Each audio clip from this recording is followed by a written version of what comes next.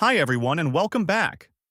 In today's video, I'll show you how to install fonts on your Windows 11 PC in a quick and simple way.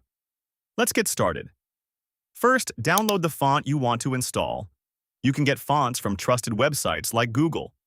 Once downloaded, the font file will usually come in a zip folder. Right-click the zip file and select Extract All, then open the extracted folder. Inside, you'll see font files with extensions like .sephora_Hayden.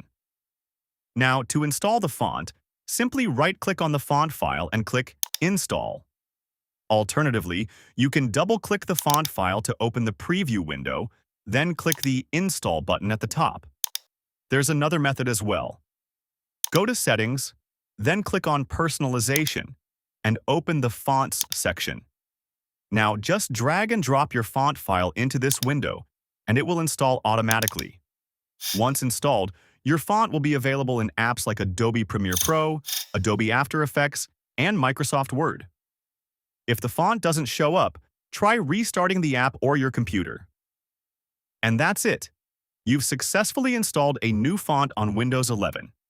If this helped, don't forget to like, subscribe, and hit the bell icon for more helpful tutorials.